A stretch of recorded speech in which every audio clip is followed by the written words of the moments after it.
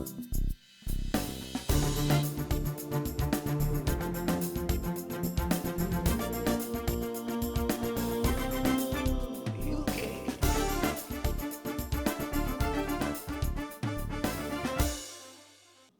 ടിവിയുടെ എല്ലാ പ്രേക്ഷകർക്കും ദൈവനാമത്തിൽ സ്നേഹവന്ദനം. യൂത്ത് ഗൈഡിലേക്ക് സ്നേഹപൂർവ്വം സ്വാഗതം.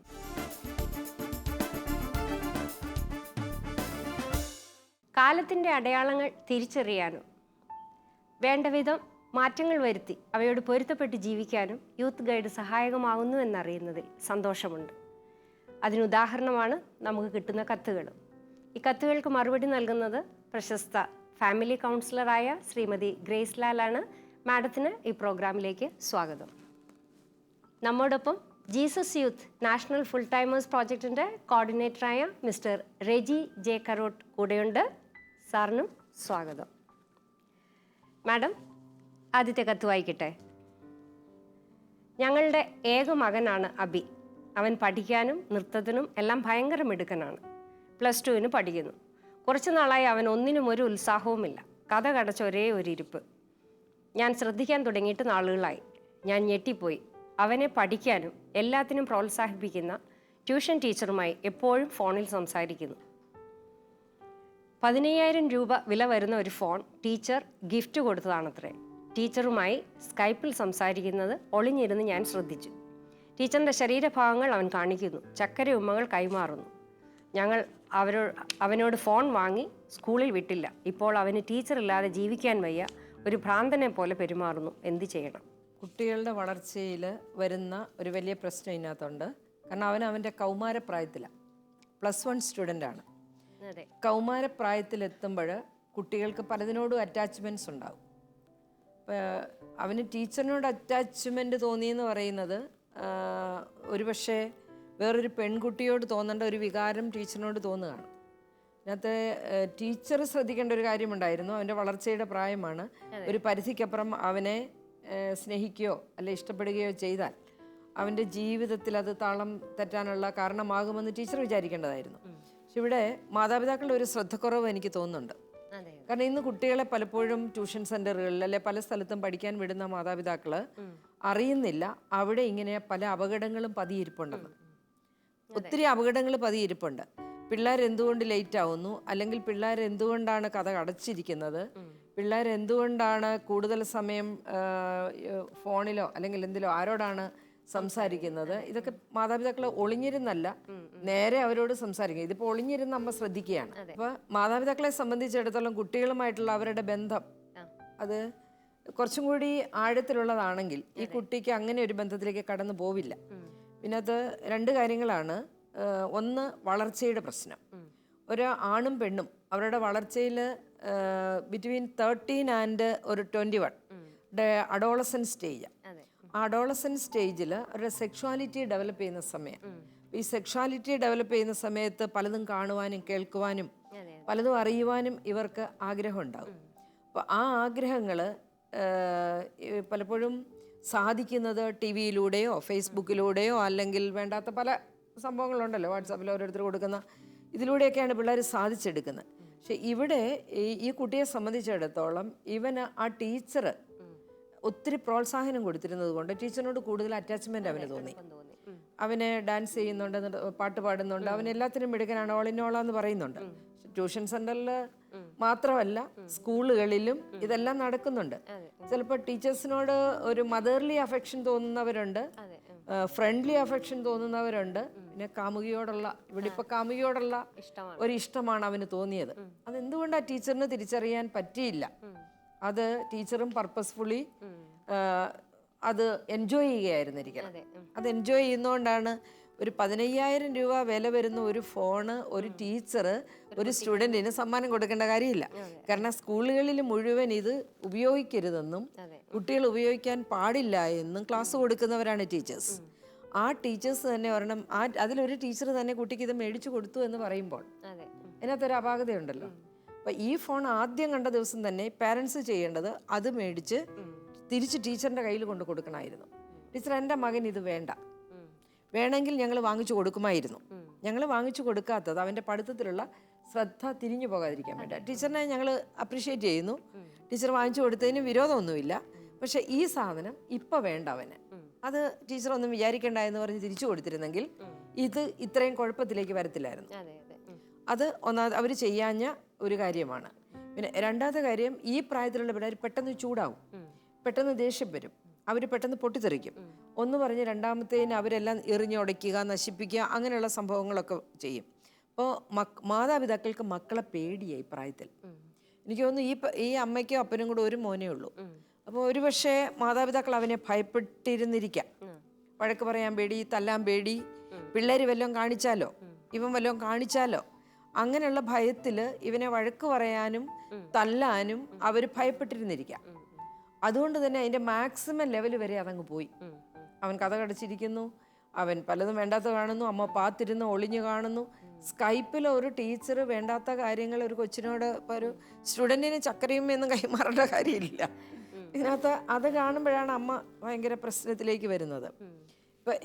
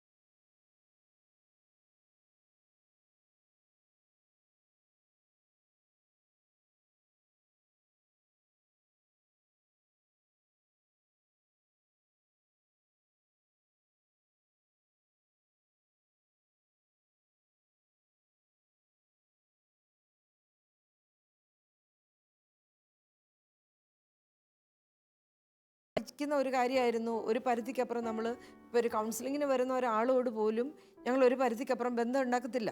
കൗൺസിലിംഗ് കഴിഞ്ഞാൽ കട്ട് ചെയ്യാണ്. അവരുടെ ഒരു സൽക്കാരം പോലും സ്വീകരിക്കത്തില്ല, അവരുടെ ഒരു ഗിഫ്റ്റ് പോലും സ്വീകരിക്കാൻ പാടില്ല. അപ്പം അത് ടീച്ചേഴ്സും മനസ്സിലാക്കേണ്ട ഒരു കാര്യമാണ്. ഗിഫ്റ്റ് ഇങ്ങനെയല്ല കൊടുക്കേണ്ടത്. നമ്മുടെ സ്കൂളുകളിൽ കുട്ടികൾ ഇതുപോലുള്ള അപകടങ്ങളിൽ ചെന്ന് പെടാതിരിക്കാൻ എന്ത് ചെയ്യാൻ പറ്റും? അവർക്ക് ഒരു നല്ല ഡിസിപ്ലിൻഡ് ലൈഫ് ഉണ്ടാക്കിയെടുക്കാനുള്ള നിർദ്ദേശങ്ങൾ ടീച്ചേഴ്സിന് കൊടുക്കാം.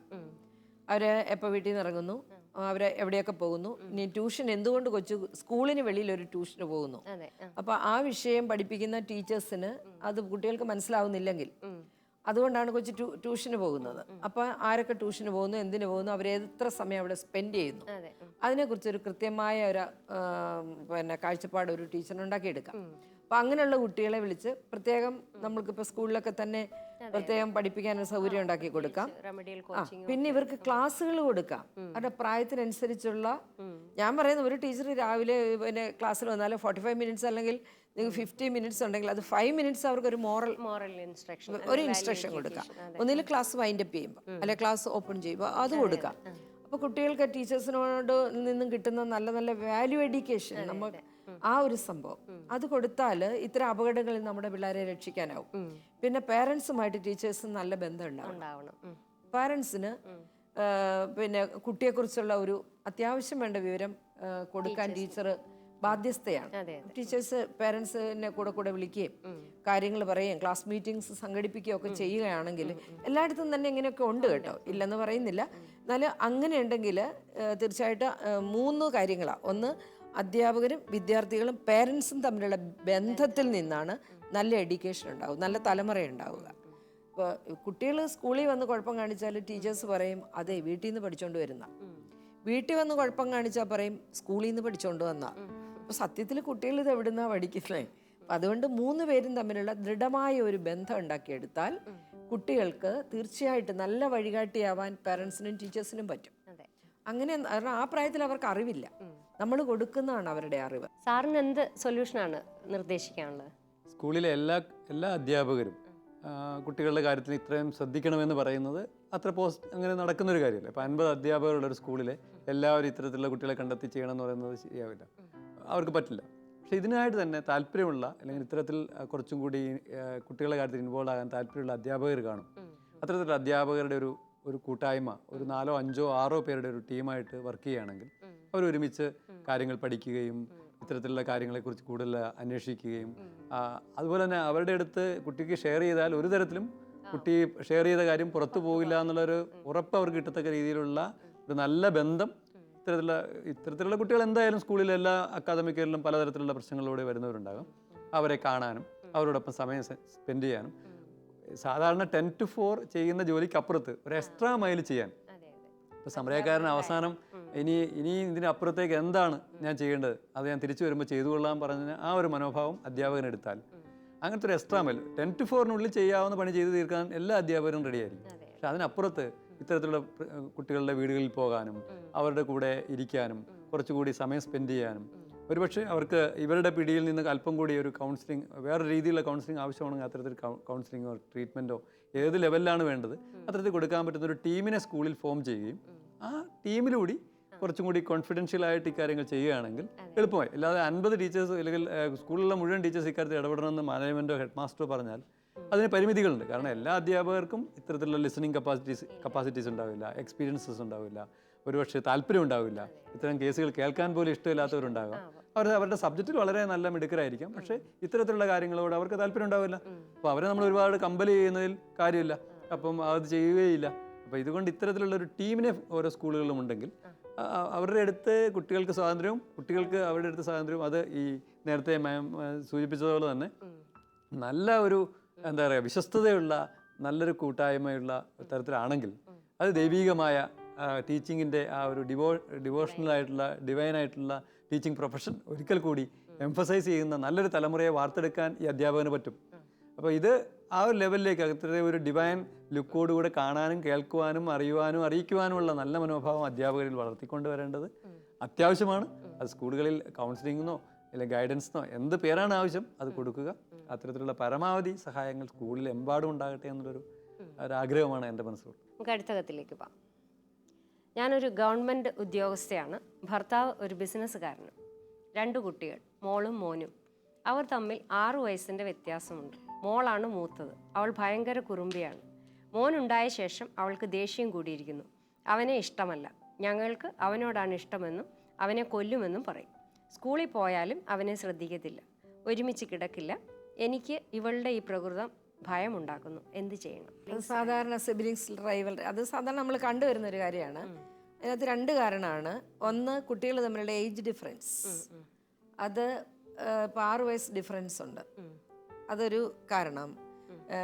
കാരണം പിള്ളേരുടെ ഇപ്പോഴത്തെ ഒരു രീതി എന്ന് പറഞ്ഞാൽ പിള്ളേർ വേണ്ട, ഒരെണ്ണം മതി എന്ന് വിചാരിക്കും, ഒരെണ്ണം മതി എന്ന് വിചാരിച്ച് കുറേ നാൾ കഴിയുമ്പോൾ അടുത്താകും.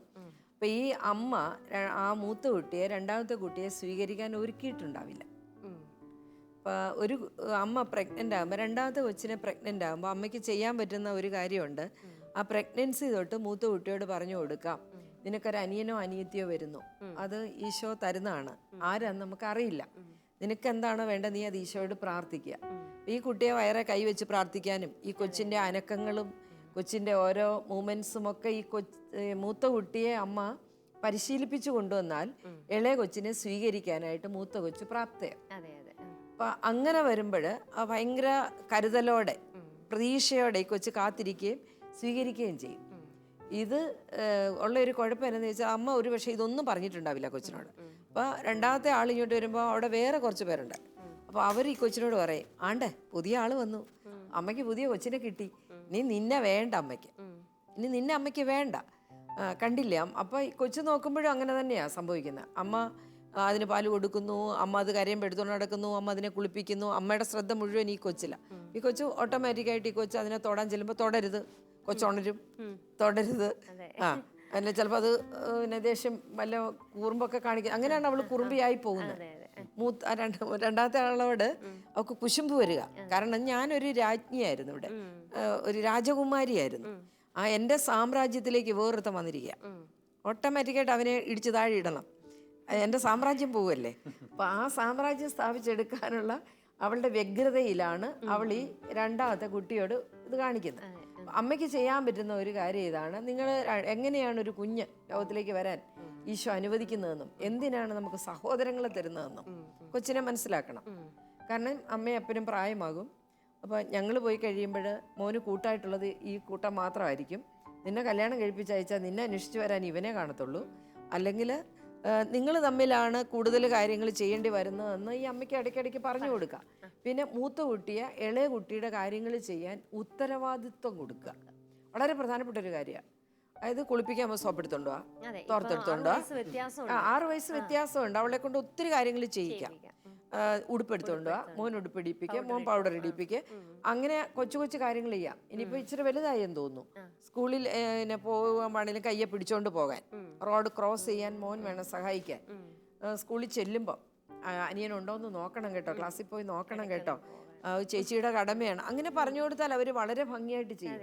അതിന് യാതൊരു കുഴപ്പമില്ല. ആദ്യമേ മൂത്ത കുട്ടിയെ ഒരുക്കണ്ട. മൂത്ത കുട്ടിയെ ഒരുക്കിയാൽ എത്ര പിള്ളേരുണ്ടായാലും പ്രശ്നമൊന്നുമില്ല. ഇളത്തുങ്ങളെ അവർ നല്ല ഭംഗിയായിട്ട് നോക്കും. ഇപ്പം ഞങ്ങളൊക്കെ എൻ്റെ വീടുകളിലൊക്കെ കാണുന്ന ഒരു കാര്യമായിരുന്നു. അപ്പൻ വിദേശത്തായിരിക്കും, അമ്മ നാട്ടിലായിരിക്കും. അപ്പം ഈ കുട്ടികൾക്ക് ഈ അപ്പൻ എന്ന് പറയുന്നത് വല്ലപ്പോഴും വരുന്ന ഒരു അതിഥിയാണ്. അപ്പനെ ഇവർക്കറിയില്ല. അപ്പോൾ ഈ അപ്പൻ വരുമ്പോഴത്തേക്ക് ഈ അമ്മയ്ക്ക് ഒരു കുഴപ്പമുണ്ട്, കുട്ടികളുടെ കുറ്റങ്ങൾ മുഴുവൻ ഈ അപ്പനോട് പറയും. ഇങ്ങനെയാണ്. അപ്പം ഈ കുട്ടി ആഗ്രഹിക്കുന്നതിനറിയാം, ഈ മനുഷ്യൻ ഈ വരാതിരുന്നാൽ മതി, ഈ മനുഷ്യൻ ഇങ്ങോട്ട് വരണ്ട. അങ്ങനെ പിള്ളേരെ ഒരുക്കാഞ്ഞിട്ടാ. അല്ലെ നമ്മൾ കഴിക്കുന്ന ആഹാരം, നമ്മൾ ഇടുന്ന വസ്ത്രമല്ല, ഈ അപ്പൻ അവിടെ കിടന്ന് ജോലി ചെയ്യുന്ന നീ അമ്മ എപ്പോഴെങ്കിലും ഒന്ന് പറഞ്ഞു കൊടുക്കണ്ടേ കുട്ടിയോടെ? അത് പറഞ്ഞു കൊടുക്കുന്നില്ല. പിന്നെ അപ്പനെ കൊച്ചു പിള്ളേരെ ഇപ്പം ഗർഭിണിയാകുമ്പോഴൊക്കെ പോകും, അപ്പനിട്ട് പോകുമല്ലോ വിദേശത്തേക്ക്. കൊച്ചിനറിയില്ല. എനിക്കറിയാവുന്ന ഒരമ്മയുണ്ടായിരുന്നു, അപ്പൻ്റെ ഫോട്ടോ എപ്പോഴും ഒരു കൊച്ചിൻ്റെ കയ്യിൽ കൊടുത്തിരിക്കുകയായിരുന്നു. എന്നിട്ട് ഉമ്മ കൊടുക്കാൻ പറയും. അപ്പോൾ ദൂരെയാന്ന് പറയും, ഫോണിൽ സ്വരം കേൾപ്പിക്കും. അങ്ങനെ എയർപോർട്ടിൽ ഈ മനുഷ്യൻ വന്നിറങ്ങുമ്പോൾ ഈ കൊച്ച് ആദ്യമേ ഓടിച്ചെന്ന് കെട്ടിപ്പിടിച്ചിട്ട് എൻ്റെ അപ്പയെന്ന് പറഞ്ഞു. ഈ ഫോട്ടോ കണ്ടതേ ഉള്ളൂ, കൊച്ചു കണ്ടിട്ടില്ലായിരുന്നു. അതിൽ 2 വർഷം കഴിഞ്ഞാണ് വരുന്നത്. അപ്പോൾ ഈ സ്ത്രീ എന്തുമാത്രം ആ കൊച്ചിനെ നന്നായിട്ട് ഒരുക്കി. ഇതെല്ലാവർക്കും ഒരുക്കാവുന്ന, ഈ അമ്മയുടെ ഒരുക്കം പോരെന്നാണ് എനിക്ക് തോന്നുന്നത്. നന്നായി പിള്ളേരെ ഒരുക്കുക. ഈ പ്രായത്തിലുള്ള പിള്ളേർക്ക് തെറ്റ് ശരിയൊന്നും അറിയത്തില്ല, മൂത്തവർ പറയുന്ന. അപ്പം അതുകൊണ്ട് ആ ഒരു റൈവലറി ഉണ്ടാകാതെ. പിന്നെ നമ്മുടെ ഒരു കുഴപ്പമെന്ന് പറയുന്നത്, പണ്ട് നമ്മൾ വീടുകളിൽ ഈ ഷെയറിങ് ഉണ്ടായിരുന്നു പിള്ളേർക്കിടയിൽ. ഒരു പഴം വാങ്ങിച്ച് അല്ല ഒരു പഴമാണെങ്കിൽ അത് കട്ട് ചെയ്തിട്ട് കൊടുക്കുന്ന രീതി, അല്ലെ ഒരു മുട്ടായി ആണെങ്കിൽ ഞാനൊക്കെ പറയാറുണ്ട് ചെറുപ്പത്തിൽ ഒരു നാരങ്ങ മുട്ടായി ഇട്ടാൽ അത് തീർക്കത്തില്ലല്ലോ, നമ്മൾ അതേ നോക്കി നക്കി പിന്നെ നോക്കി ഇനി കൊണ്ട് നടക്കുകയാണ്. അത് ഇപ്പം അങ്ങനെ അല്ലല്ലോ പേരൻസ്, എല്ലാവർക്കും ഓരോന്നും മേടിച്ച് കയ്യിൽ കൊടുക്കുക, അപ്പം ഷെയറിങ് ഇല്ല. അപ്പം ഈ ഇളയ ആളുടെ കയ്യിൽ നിന്ന് തട്ടിപ്പറിച്ച് എടുക്കാനുള്ള വ്യഗ്രതയാണ്, മുറിച്ച് കൊടുക്കാനുള്ള ആഗ്രഹമില്ല. അപ്പം ഇതെല്ലാം പേരൻസ് ശീലിപ്പിക്കേണ്ടതാണ് പിള്ളേരെ. ഒരു 7 വയസ്സിന് മുമ്പ് പിള്ളേർക്ക് നല്ല ബോധം ഉണ്ടാവും. അവരെ ഇങ്ങനത്തെ എല്ലാ കാര്യങ്ങളും ഷെയറിങ് ശീലിപ്പിക്കുക. ഇപ്പോൾ ഒരു സാധനം കിട്ടിയാൽ അത് വല്യപ്പനും വല്യമ്മയ്ക്കും അനിയനും അനിയത്തിക്കും എല്ലാവർക്കും കൊണ്ട് കൊടുക്ക്. അപ്പോൾ അവസാനം അവന് കാണത്തില്ലായിരിക്കും, എന്നാലും ആ കൊടുക്കാൻ ശീലിപ്പിക്കുക. അങ്ങനെ ശീലിപ്പിച്ചു കഴിയുമ്പോഴത്തേക്ക് കുശുമ്പ് കുറച്ച് കുറയും. കുശുമ്പാണിത്, എപ്പോഴും ആകും. കുശുമ്പ് ഡെവലപ്പ് ചെയ്യുന്നു. പിന്നെ ഒത്തിരി ഗ്യാപ്പ് വേണ്ട. ഇനി പുതിയ പേരൻസ് ഉണ്ടല്ലോ ഇത് കേൾക്കുന്നവർ, അതുകൊണ്ട് പറയുകയാണ് പിള്ളേർക്കിടയിൽ ഒരു 3 വയസ്സ് അതിനപ്പുറം ഗ്യാപ്പ് വേണ്ട. 3-3.5 വയസ്സൊക്കെ ആകുമ്പോഴത്തേക്ക് അടുത്ത ആള്, അതിനൊരു 3 ആകുമ്പോൾ അടുത്ത ആള്, അതിന് 3 ആകുമ്പോൾ അടുത്ത ആള്. അതാണ് എപ്പോഴും നല്ലത്. ഈ 6-7 വയസ്സ് വരെ പോകുന്നത് അത്ര നല്ലതല്ല. ഗ്യാപ്പ് കൂടുന്തോറും അവർ തമ്മിലുള്ള ബന്ധങ്ങളിൽ ഇങ്ങനെയുള്ള അപാകതകളൊക്കെ വരും. ഒരുമിച്ച് ഫുഡ് കഴിക്കാൻ വലിയ വ്യത്യാസം ഇല്ലെങ്കിൽ അവരെ ഒരേ ഉടുപ്പ് കൊണ്ട് തന്നെ പോകുന്നു, ഒരേ പാത്രങ്ങൾ കൊണ്ട് തന്നെ പോകുന്നു, സ്കൂൾ ബാഗുകൾ, ചെരുപ്പുകൾ, ഇതൊക്കെ ചെറുത് ഉപയോഗിച്ച് പോകുമല്ലോ. പണ്ടൊക്കെ അങ്ങനെയല്ലേ നമ്മുടെ വീട്ടിൽ വളർന്നിരുന്നത്, ആളുടെ പുസ്തകമാണ് മറ്റേ ആൾ ഉപയോഗിക്കുന്നത്. ഇന്നത്തെ കുട്ടികൾ അത് തയ്യാറാകത്തുമില്ല. തയ്യാറാക്കണം. അത് തയ്യാറാക്കാൻ പറ്റും പേരൻസിന്. മാതാപിതാക്കൾക്കും അതെന്തോ ഒരു ആക്ഷേപം പോലെ ആയിരിക്കും. അങ്ങനെ ചെയ്യാൻ പാടില്ല. അപ്പം ഞാനൊക്കെ പറയുന്നത് ചേട്ടനനിയന്മാരുടെ മക്കൾ അല്ലെങ്കിൽ കസിൻസിൻ്റെ മക്കൾ പിന്നെ ജീൻസും ഒക്കെ ഇട്ട് കഴിഞ്ഞാൽ അത് ചെറുതായെങ്കിൽ അത് അടുത്ത വീട്ടിൽ പോകും. അത് മാക്സിമം കറങ്ങാവുന്നിടത്തോളം കറങ്ങുന്നുണ്ട്. ഞങ്ങളുടെയൊക്കെ വീടുകളിൽ അങ്ങനെ കറങ്ങുന്നുണ്ട്. അല്ലാതെ അതിനൊരു നാണക്കേടൊന്നും ഇല്ല. എന്തിനു നാണക്കേട്? അത് പിള്ളേരെ പഠിപ്പിക്കണം. അന്നേരം പിള്ളേർ അത് ഉപയോഗിക്കാൻ പഠിക്കും, സ്നേഹിക്കാൻ പഠിക്കും.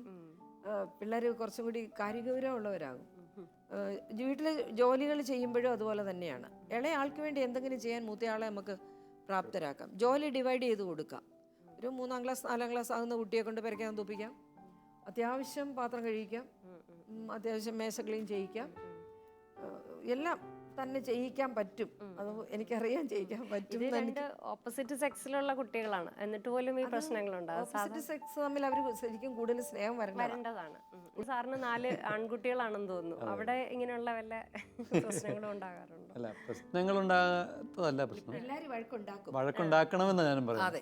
ഇല്ലെങ്കിൽ അവർ വളരെ ഇന്നാക്റ്റീവായിട്ട് പോകും, ഒരു എന്താ പറയുക കഞ്ചൂസ് ടൈപ്പ് ആയി പോകും. പക്ഷെ ഞാൻ പറയുന്നത് അത് ഉണ്ടായിക്കഴിയുമ്പോൾ അത് സോൾവ് ചെയ്യുന്ന രീതിയാണ് ശ്രദ്ധിക്കേണ്ടതെന്ന് എനിക്ക് തോന്നുന്നത്. ഇപ്പം എൻ്റെ മൂത്ത മകൻ 10ാം ക്ലാസ്സിൽ പഠിക്കുന്ന കുട്ടിയാണ്. ഏറ്റവും ആൾക്ക് 4 വയസ്സേ ഉള്ളൂ. അപ്പം കുറച്ച് ഗ്യാപ്പൊക്കെ ഉണ്ട്. പക്ഷെ അവൻ എനിക്ക് തോന്നുന്നത് കുറേ കൂടെ ഇവനെ പരിഗണിക്കാറുണ്ട്. ഏറ്റവും ഇളയവനെ പരിഗണിക്കാറുണ്ട്. നേരെ ഇളയവരൊക്കെയാണ് കുറച്ച് ഇതിൽ. പിന്നെ ഞാൻ ഇവർക്കൊക്കെ ചില പണികൾ കൊടുത്ത് അവർക്ക് താല്പര്യമുള്ള ചില മേഖലകളിൽ കൈവപ്പിക്കാറുണ്ട്. ചിലത് ഞാൻ ബോധപൂർവ്വം തന്നെ കൊടുക്കാറുണ്ട്. സാധനങ്ങൾ വാങ്ങിക്കൊണ്ട് വരാൻ അവർക്കറിയാം, അവർക്ക് ഇഷ്ടമായിരിക്കും ചിലപ്പം. പക്ഷെ അവർക്ക് നമ്മളൊരു അവസരം കൊടുക്കാത്തത് കൊണ്ട് അവർ പോകില്ല. അല്ലെങ്കിൽ നമ്മളെപ്പോഴും ബസ്സിൽ കൈ പിടിച്ച് കൊണ്ടുപോകുന്നുണ്ട്, എപ്പോഴും കാറിൻ്റെ അകത്ത് കൊണ്ടുപോകുന്നുണ്ട്, ബൈക്കിൽ കൊണ്ടുപോകുന്നുണ്ട്, അവർക്ക് അങ്ങനെ തോന്നും. ഇപ്പോൾ ചില ദിവസമൊക്കെ ഞാൻ അവരെ പള്ളിയിൽ ബോധപൂർവ്വം കാറിൽ കൊണ്ടുപോകാതെ നടന്നു പോയിക്കൊള്ളാൻ പറയും. അപ്പോൾ അനിയന് ചേട്ടൻ്റെ കൂടെ പോകാൻ ചിലപ്പോൾ വിഷമം ഉണ്ടാവും. അവർ തമ്മിൽ ചിലപ്പോൾ ചെറിയ വഴക്കൊക്കെ ഉണ്ടായിരിക്കും. പക്ഷെ അതൊക്കെ തീർക്കുന്നത് ഈ പോക്കിലങ്ങ് ശരിയായിക്കോളും. ഞാൻ വണ്ടിയെ കൊണ്ടുപോകില്ല എന്ന് ഡെഫിനറ്റായിട്ട് പറയും. ഇല്ലെങ്കിൽ ഞങ്ങൾക്ക് ചെറിയ പച്ചക്കറി തോട്ടമൊക്കെ ഉണ്ട്. അപ്പോൾ അവിടെ നനയ്ക്കുന്ന ജോലി ഒരാൾക്ക് കൊടുക്കും. ചിലർക്ക് അവിടെ ഈ മീനുകളെയൊക്കെ വളർത്തുന്നുണ്ട്, അപ്പോൾ അതിനെ സഹായിക്കാൻ പറയും. അപ്പോൾ ഓരോരുത്തർക്കും ഓരോ പണി കൊടുക്കും. അറ്റ് ദ സെയിം ടൈം അവരെ ഞാൻ വളരെ നിർബന്ധിച്ച് പുറത്ത് സൈക്കിൾ ഓടിക്കാനും മറ്റുള്ള കുട്ടികളുടെ കൂടെ കളിക്കാൻ പോകാനും ഒക്കെ നിർബന്ധിക്കും. അത് ബോധപൂർവ്വമുള്ളവർ നിർബന്ധിക്കില്ല. അപ്പോൾ ഈ പ്രശ്നം കുറേയൊക്കെ കുറയ്ക്കാൻ പറ്റും. പിന്നെ ഇതേ എപ്പോഴും ഉണ്ടാവും, ഒരു ദിവസം പല പ്രാവശ്യം ഈ വഴക്കുകളൊക്കെ ഉണ്ടാകും. പക്ഷെ അത് നമ്മൾ സ്നേഹപൂർവ്വം അങ്ങ് പറഞ്ഞ് മനസ്സിലാക്കി, മോനെ ചേട്ടനാണ്, ഇത് അനിയനാണ്, നീ കുറച്ചും കൂടി ബഹുമാനിക്കണം, നീ കുറച്ചുകൂടി സ്നേഹിക്കണം എന്നൊക്കെ പറഞ്ഞു കഴിയുമ്പോൾ അവരത് മനസ്സിലാക്കും. പ്രാർത്ഥനയ്ക്ക് വരുമ്പോഴൊക്കെ പിള്ളേരുടെ വഴക്കുകളിൽ പേരൻസ് അധികം ഇടപെടാതിരിക്കുന്നതെന്നല്ല, അവർ തന്നെ തീർക്കും. കുറച്ച് കഴിയുമ്പോൾ അവർ തന്നെ സോൾവ് ചെയ്യും. അത് സാധാരണ അവർക്ക് ചെയ്യാൻ പറ്റും. പേരൻസ് ചെയ്യേണ്ട കാര്യം അവരെ തമ്മിൽ കമ്പയർ ചെയ്യരുത്. പിള്ളേരെ തമ്മിൽ ഈ ചേച്ചിയെ കണ്ടുപഠിക്കുക. ഈ ഓപ്പോസിറ്റ് സെക്സ് ആകുമ്പോൾ അങ്ങനെ ഒരു കുഴപ്പമില്ല. പെൺകുട്ടികൾ ഭയങ്കര സൂത്രക്കാരികളും കൗശലക്കാരൊക്കെ ആയിരിക്കും. അവർ അപ്പനെയൊക്കെ സോപ്പിടാൻ കുറച്ചും കൂടി മിടുക്കരായിരിക്കും. ആൺപിള്ളേർ അങ്ങനെയല്ല, കുറച്ചും കൂടി ബഹളം ഉണ്ടാക്കുന്നവരായിരിക്കും. അപ്പോൾ ആൺപിള്ളേരോട് പറയും, നീ അവളെ കണ്ടുപഠിക്കുക, അവൾ കണ്ടില്ല പഠിക്കുന്നത്, അവൾ കണ്ടില്ല അങ്ങനെ ചെയ്യുന്നത്. അപ്പോൾ ഇത് കേൾക്കുമ്പോൾ ഇയാൾ ഇതിന് അവൻ അരിശാണ്, ഇവളൊരു വലിയ പുള്ളി വന്നിരിക്കുന്നു. അപ്പോൾ അവക്കൂട്ട് 2 കൊടുക്കാനുള്ള ഇതാണ്. പിള്ളേരെ തമ്മിൽ ഒരിക്കലും കമ്പയർ ചെയ്യരുത്. അത് വളരെ പ്രധാനപ്പെട്ട ഒരു കാര്യമാണ്. പിന്നെ വീട്ടിൽ ഗസ്റ്റ് വരുമ്പോൾ പാരൻസ് ശ്രദ്ധിക്കേണ്ട ഒരു കാര്യമാണ്. പിള്ളേരെ രണ്ടുപേരെ അങ്ങോട്ട് പിടിച്ചുകൊണ്ട് നിർത്തിയിട്ട് ഇവന് കുഴപ്പമൊന്നുമില്ല കേട്ടോ, ഫുൾ മാർക്ക്, നല്ല കൊച്ച്, ഞങ്ങൾക്ക് ഒരു പ്രശ്നം, ഇവിടെ കാര്യം പോക്കാം, ഇവിടെ കാര്യം പോക്കാം. മറ്റുള്ളവരുടെ മുമ്പിൽ മറ്റുള്ളവരുടെ മുമ്പിൽ കൊച്ചിനെ കണ്ട പ്രദർശിപ്പിച്ചിട്ട് പറയേണ്ട കാര്യമില്ല. അപ്പം ഈ കൊച്ചിനെ സംബന്ധിച്ചിടത്തോളം അത് ഭയങ്കരമായിട്ട് മാനസികമായിട്ട് എന്തുമാത്രം വേദനിക്കുന്നുണ്ട്, അത് ഈ അമ്മയ്ക്ക് അറിയില്ല. പിന്നെ ഫോൺ ചെയ്തും പറയും ചേട്ടത്തിയോട് അനിയത്തിയോട്, അവനെല്ലാ വിഷയത്തിനും ചോദിച്ചേട്ടാ, അവള് ശരിയാവില്ല, അത് ശരിയാവില്ല. അപ്പം ഈ പേരൻസ് തന്നെയാണ് പിള്ളേരെ കളയുന്നത്. അപ്പം അവർ കമ്പയർ ചെയ്യരുത്, ആരെ ഒരാളെ കൂടുതൽ പൊക്കി കാണിക്കരുത്, എല്ലാവർക്കും ഒരു ഈക്വൽ സ്നേഹം കൊടുക്കുക, ഈക്വൽ ഇഷ്ടം കൊടുക്കുക. പിന്നെ പേരൻസും പിള്ളേരും തമ്മിലുള്ള ബന്ധത്തിൽ അവർക്ക് പ്രശ്നമുണ്ട്, അപ്പോൾ അത് തുറന്ന് പറഞ്ഞ് സോൾവ് ചെയ്ത് തീർത്തു കൊടുക്കുക. അല്ലാതെ ആരാ തെറ്റ് ചെയ്തെന്ന് നോക്കാതെ വടിയെടുത്ത് അടിച്ചേക്കരുത്. ഇപ്പോഴത്തെ ഒരു കുഴപ്പം എങ്ങനെയാ, ബഹളം കേട്ട് അമ്മ അടുക്കള ജോലിയായിരിക്കും, അമ്മയ്ക്ക് അരിശം വരും, ഓടി ഇങ്ങോട്ട് വന്ന് മൊത്തം അടി കൊടുത്തേക്കും, തെറ്റാരാ ചെയ്ത് മൂത്തവർക്ക് ഇച്ചിരി കൂടുതൽ കിട്ടും, നീ ഒറ്റ ഒരുത്തിയാ കുഴപ്പമുണ്ടാക്കിയെന്ന് പറയാം. അപ്പൊ ഈ കുട്ടിയെ സംബന്ധിച്ചിടത്തോളം ഇതൊക്കെ അതിന്റെ കാരണങ്ങളായിരിക്കും. അതുകൊണ്ട് അമ്മമാര് ശ്രദ്ധിക്കേണ്ട കാര്യങ്ങളാണ് മക്കളെ ഒരുക്കുക, ഇളയാളെ സ്വീകരിക്കാൻ ഒരുക്കുക. അപ്പോൾ ഇളയാള് നമുക്ക് ആവശ്യമാണ്, സഹോദരൻ നമുക്ക് ആവശ്യമാണ്.